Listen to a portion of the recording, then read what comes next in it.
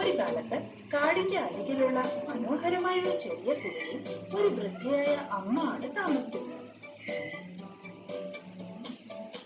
അവൾക്ക് 7 ചെറിയ ആട്ടിൻകുട്ടികൾ ഉണ്ടായിരുന്നു. ചില സമയങ്ങളിൽ തനിക്കും അവളുടെ കുട്ടികൾക്കും ഭക്ഷണം ലഭിക്കുവാൻ അമ്മ ആട് വീട് വിട്ട് പുറത്തു പോകേണ്ടി വരുമായിരുന്നു.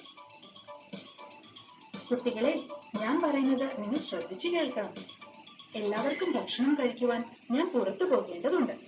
നിങ്ങൾ എല്ലാവരും വളരെ ശ്രദ്ധാലുവായിരിക്കണം. കാരണം ഒരു ചെന്നായി ചുറ്റിക്കറങ്ങുന്നത് ഞാൻ കണ്ടിട്ടുണ്ട്. അവൻ വളരെ അപകടകാരിയാണ്. അവൻ ഇവിടെ വന്ന് നിങ്ങളെ കൊണ്ടുപോയാൽ തീർച്ചയായും നിങ്ങളെ കൊല്ലും. അവൻ വളരെ തന്ത്രശാലിയായ ചെന്നായിയാണ്. അവൻ സ്വയം പുരുഷന്മാരെ നിങ്ങളെ വഞ്ചിക്കുവാൻ ശ്രമിക്കും. അവന്റെ പരുക്കൻ ശബ്ദവും കറുത്ത കൈകളുമാണ് അവനെ കണ്ടുപിടിക്കുവാനുള്ള മാർഗം. അതിനാൽ വിഷമിക്കേണ്ട അമ്മേ, ഞങ്ങൾ ശ്രദ്ധിച്ചിരുന്നോളാം.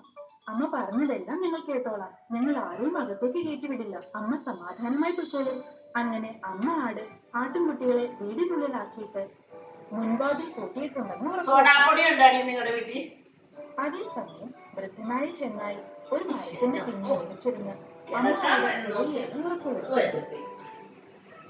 സമയത്തിന് ശേഷം വാതിൽ തട്ടുന്ന ശബ്ദം കേൾപ്പിച്ചു.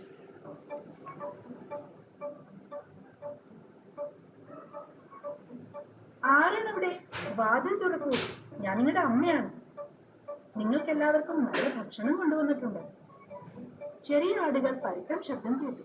ഇത് അവരുടെ അമ്മയല്ല എന്ന് അവർക്കറിയാമായിരുന്നു. അതിനാൽ അവർ പറഞ്ഞു, നീ ഞങ്ങളുടെ അമ്മയല്ല. അവൾക്ക് നല്ല മധുരമായ ശബ്ദമാണ്, അല്ലാതെ നിന്റെ പോലെ ശബ്ദമല്ല. അതിനാൽ ഞങ്ങൾ വാതിൽ തുറക്കില്ല. പൊയ്ക്കോളൂ. അതിനാൽ ചെന്നായി പോയി തന്റെ ശബ്ദം എങ്ങനെ മാറ്റാമെന്ന് ആലോചിച്ചു. ഒരു മരത്തിൽ തേനീച്ചയെ കാണാൻ പോയ അവൻ തന്റെ ശബ്ദം മനോഹരവും മധുരവുമാക്കാൻ ആ തേൻ മുഴുവൻ കുടിച്ചു. എന്നിട്ട് അവൻ വീണ്ടും ആടുകളുടെ കുടിലേക്ക് പോയി വാതിലിൽ മുട്ടി. മക്കളെ, വാതിൽ തുറക്കുക. ഞാൻ നിങ്ങളുടെ പ്രിയപ്പെട്ട അമ്മയാണ്. നിങ്ങൾക്ക് എല്ലാവർക്കും നല്ല ഭക്ഷണം ഞാൻ കൊണ്ടുവന്നിട്ടുണ്ട്. എന്നാൽ അവൻ ഒന്നും ചിന്തിക്കാതെ അവന്റെ ശബ്ദം മാത്രം മധുരമാക്കി കാലെടുത്ത് കതകിന്റെ മുകളിൽ വെച്ചു. അത് കണ്ടതും അത് തന്റെ അമ്മയല്ലെന്ന് അവർക്ക് മനസ്സിലായി. ഇല്ല ഇല്ല ഇല്ല, ഇത് ഞങ്ങളുടെ അമ്മയുടെ കൈകളല്ല, അമ്മയുടെ ചെറിയ കുളമ്പുകളാണ്. നീ ചെന്നായിലായിരിക്കണം. വേഗം ദൂരെ പൊയ്ക്കോളൂ. ചെന്നായി വീണ്ടും പോയി തന്റെ കൈകാലുകൾ എങ്ങനെ മറയ്ക്കാമെന്ന് ആലോചിച്ചു. അവന് ഒരു നല്ല ആശയം മനസ്സിൽ വന്നു.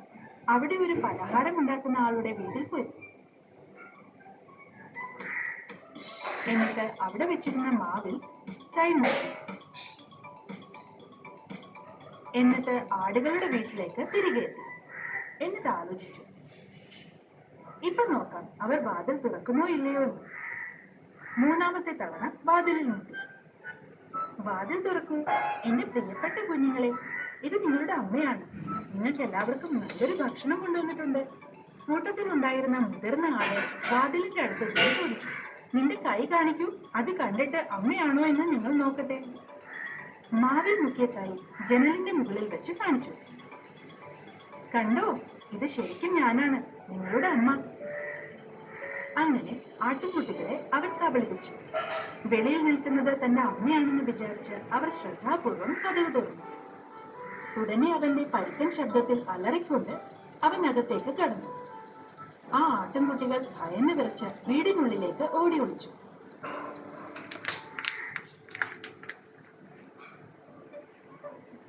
ഒരാട് മേശക്കടിയിൽ ഒളിക്കാൻ ശ്രമിച്ചുവെങ്കിലും ആ ചെന്നായി ആ ആട്ടിൻകുട്ടിയെ ശാപ്പിട്ടു.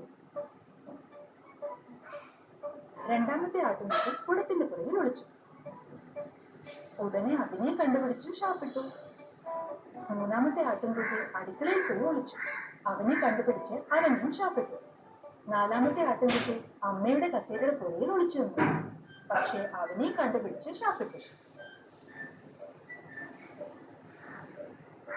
5-ാമത്തെ ആട്ടിൻകുട്ടി പുതപ്പിനടിയിൽ ഒളിച്ചിരുന്നു. ഉടനെ അവനെ കണ്ടുപിടിച്ച് അവനെയും ശാപ്പിട്ടു. 6-ാമത്തെ ആട്ടിൻകുട്ടി ഒരു ഡപ്പയ്ക്കകത്ത് ഒളിച്ചിരുന്നു. അവനെയും കണ്ടെത്തി ശാപ്പിട്ടു. 7-ാമത്തെ ആട്ടിൻകുട്ടി ചെറിയ ആട്ടിൻകുട്ടിയായിരുന്നു. അവൻ അപ്പൂപ്പന്റെ ക്ലോക്കിന്റെ അകത്ത് ഒളിച്ചിരുന്നു. അതുകൊണ്ട് അവൻ രക്ഷപ്പെട്ടു. ഇനി അവിടെ ആരുമില്ല എന്ന് കരുതി ചെന്നായി ശബ്ദമുണ്ടാക്കി. അവരിൽ എത്ര പേരിവിടെ ഉണ്ടായിരുന്നുവെന്ന് എനിക്ക് ഓർമ്മിക്കാൻ കഴിയുന്നില്ലല്ലോ. 6 ഓ 7 ഓ. ഞാൻ എത്ര പേരെ കഴിച്ചുവെന്ന് തന്നെ എനിക്ക് ഓർമ്മയില്ല. എന്തായാലും എന്റെ വയറ് നന്നായി നിറഞ്ഞു.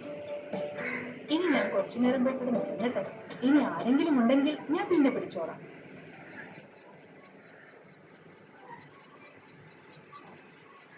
ഒരു ആപ്പിൾ മരത്തിനടിയിൽ മനോഹരമായ ഒരു സ്ഥലം കണ്ടെത്തി ഉറങ്ങുവാൻ പോയി.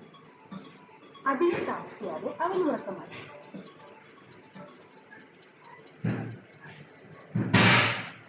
ഒടുവിൽ വൃദ്ധയായ അമ്മ ആട് ഭക്ഷണവുമായി മടങ്ങി.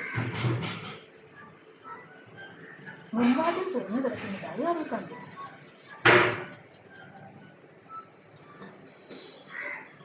ഉടനെ വീട്ടിലേക്ക് ഓടിപ്പോയി അവിടെ നടന്നത് കൊണ്ട് കരയാൻ തുടങ്ങി.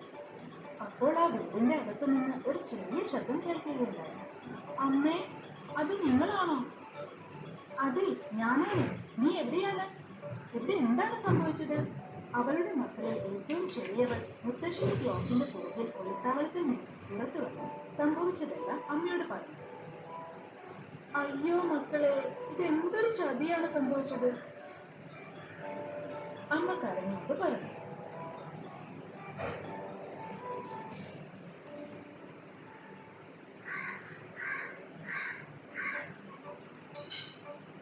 അപ്പോൾ മറ്റുള്ളവരിൽ ആരെങ്കിലും രക്ഷപ്പെട്ടിട്ടുണ്ടോ എന്ന് അറിയുവാൻ വേണ്ടി പുറത്തേക്ക് വന്നു. അവിടെ ആപ്പിൾ മരത്തിന്റെ ചുവട്ടിൽ വൃദ്ധനായ ചെന്നായിയുടെ വലിയ രൂപം കണ്ടു.